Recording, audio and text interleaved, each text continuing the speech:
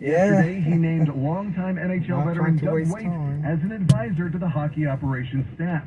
Waite, a longtime NHL veteran and has served in various hockey operations roles with the Islanders in the past, including assistant GM. First of all, he's a high-character person, great guy, tons of leadership skills. You know, he's someone who's done player development. He's been a coach in the NHL. He's been a great player in the NHL, a captain in the NHL, and been an assistant GM. So he's been in all parts of the game. He knows the game inside and you know, he's someone I think will bring a lot of value to the organization. That's Greer in a press conference yesterday afternoon. The Sharks also announced they had parted ways with their director of amateur scouting, Doug Wilson Jr., son of former Sharks GM Doug Wilson. Here's Greer on how that came to be. We just kind of talked about, you know, our future moving forward, and, you know, there's some people I'm interested in for, you know, for the scouting director role, and he himself, you know, thought maybe it was time for him to kind of branch out and try something different. So we just had some discussions about the future and from both sides. The Sharks also tendered qualifying offers to restricted free agents,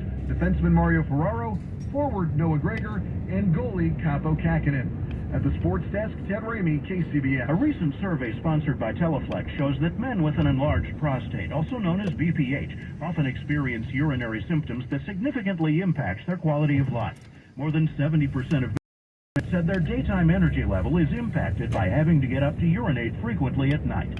Nearly a quarter of those surveyed symptoms even sleep in a different room to avoid waking their partner. Dr. John Kaspar of Associated Urologists of North Carolina. If left untreated, BPH can lead to permanent bladder damage.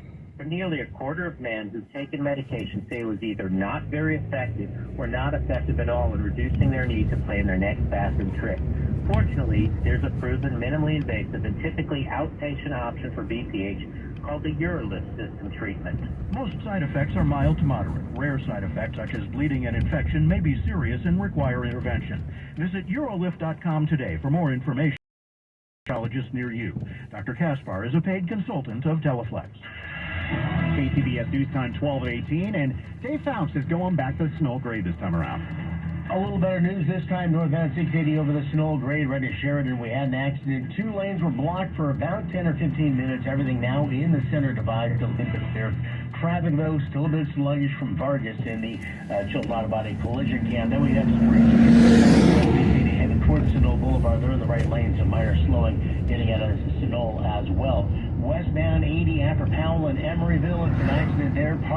Blocking the right lane. That's why traffic is backing up towards University in Berkeley. And we still have BART delays, single tracking in the Berkeley Hills Tunnel because of a stalled train. Expect delays in both directions on the Antioch line. Your next traffic updates at 12:28 on the traffic leader, KCBS. Hey, good afternoon. Oh, it's an average day for us today in San Francisco. We're only getting up to 67, which is right on the dot for average during this time of year. 71 in Oakland, 86 in San Jose. The Santa Clara Valley is pretty warm recently. Oh, that's also the case for us in our Inland East Bay and the North Bay, but that's changing even more as we head into the weekend. 82 today for the North Bay, 91 just by Saturday. So we're jumping about 10 degrees as we head into the next 5 days. National Weather Service has issued a coastal flood advisory for the next 4 days until Friday.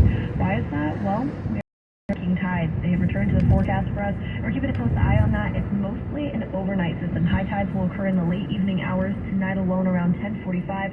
So we're keeping a close eye on that. But for now, I'm CBS KPX5 First Alert Forecast. CBS News special report. Much of today's testimony at Capitol Hill is focused on the lead up to the Capitol insurrection, including Donald Trump's December 19th tweet. Florida's Stephanie Murphy. The evidence confirms that this was not a spontaneous call to action, but rather was a deliberate strategy decided upon in advance by the president. Trump insider Katrina Pearson says she told she was worried things could get out of hand on January 6th. And so when you said that he likes the crazies, were you talking about President Trump? Yes, I was talking about President Trump. He loved people who viciously defended him in public. But consistent in terms of the support for these people, at least with what the president likes from what you can tell.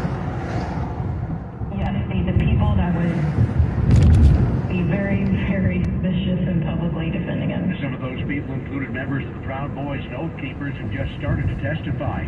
CBS News Special Report. I'm Peter King. 12:21 at KCBS. And our News Watch continues. A new poll finds that about half of the Republican Party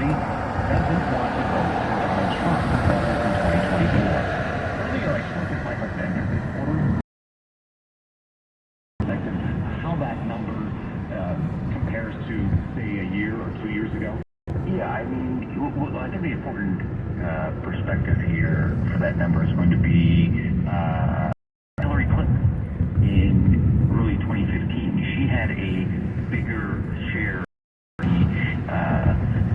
of the Democratic vote heading into the 2016 primaries, and ended up having a long, protracted battle with Bernie Sanders. Why do I mention Hillary Clinton? Because she was viewed as the inevitable frontrunner of her party at that time, similar to the way that Donald Trump is now. And I think the takeaway here is, Trump still has a 2-to-1 advantage over his next closest rival in sort of the possible Republican presidential. But what the poll shows is that Trump has spent much of the past year and a half since leaving the White House trying to consolidate his power, assert his dominancy among Republicans, and it hasn't worked. We see a lot of Republicans not only willing to vote against Trump in a primary, but saying they won't support him in the presidential contest. Which is really interesting because he is, and correct me if I'm wrong, still considered the leader of the Republican Party. Absolutely, and I would say the indisputed leader of the Republican Party right now. We asked a hypothetical Republican primary matchup of Trump and Biden. Next closest was Ron DeSantis, who had about 25, and none of the others even had double digits.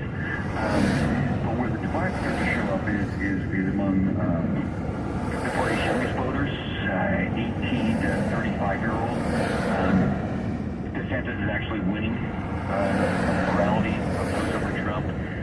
Voters supported President Biden in 2020. In 2020, DeSantis is their top pick by a long shot. And the education gap, we see an education gap. College education or more bachelor's degree higher. They prefer Ron DeSantis as Florida governor over the party standard bearer right now, Donald Trump. Our thanks to Michael Bender, reporter with the New York Times. Travel 9 years across the Atlantic. Now Britain's biggest airport has taken tough action. CBS's Vicky Barker reports. London Heathrow Airport is capping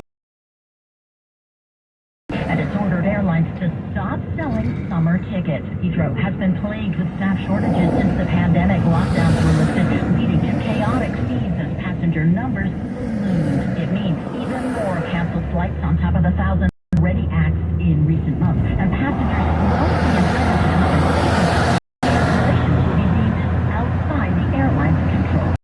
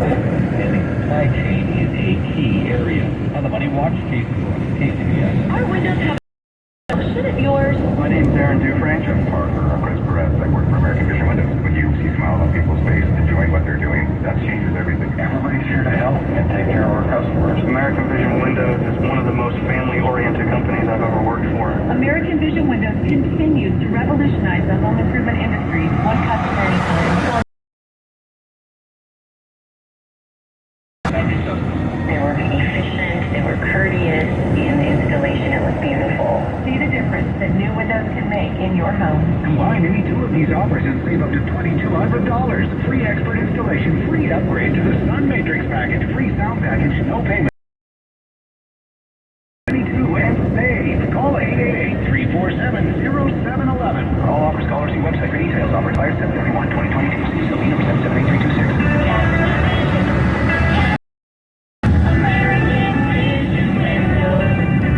Today we're talking about things that make us uncomfortable, like the middle seat on an airplane, or asking your boss for a raise, or having a real conversation about ED, impotence, or low testosterone. You don't have to be embarrassed. At Prime Male Medical, they help you too. But don't take my word for it. Here's Dr. Robert Rowley from Prime Male Medical. We have helped thousands of patients. Flow breaks the microplaque and improves your ED significantly. We have virtually every medication known to man to help men. We specialize in treatments for ED and low T. Get your first visit, PSA and testosterone test, Doppler ultrasound, and a full year of follow-up visits for just $99. Learn more at primemalemedical.com. Call 415-761-4037. That's 415-761-4037. Welcome to the new normal. For investors who still but now there's Reliant Capital. Reliant can give you high returns with no margin, time, and is eligible for an IRA or 401k rollover. Call 800-788-8000 and get the kind of returns Warren Buffett's been earning for years. Invest in something you can rely on. For your free brochure. What's an investor to do these days? With a worldwide pandemic and economically turbulent times, you wonder, where can I find a reliable investment? Answer, Reliant Capital. Reliant will give you high returns with no market risk of any kind. And eligible for an IRA or 401k rollover. Call 800-788-1000 and get the double-digit returns Warren Buffett's been earning for years. Protect what you've worked for and call 800-788-1000 for your free.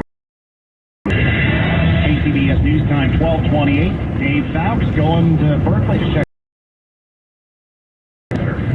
It's buy one, get one free for the East Shore Freeway right now. It started with a crash westbound 80 after Powell in the right lane. They've got that on the right shoulder, but in the backup, it's a new crash in Berkeley. Westbound 80 and Ash beat 2 cars left lane. So right now, the collision cam, we are looking at slow traffic starting before Gilman, heading all the way down to Powell.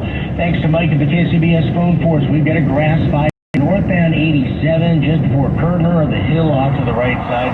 And Mike says pretty good blaze.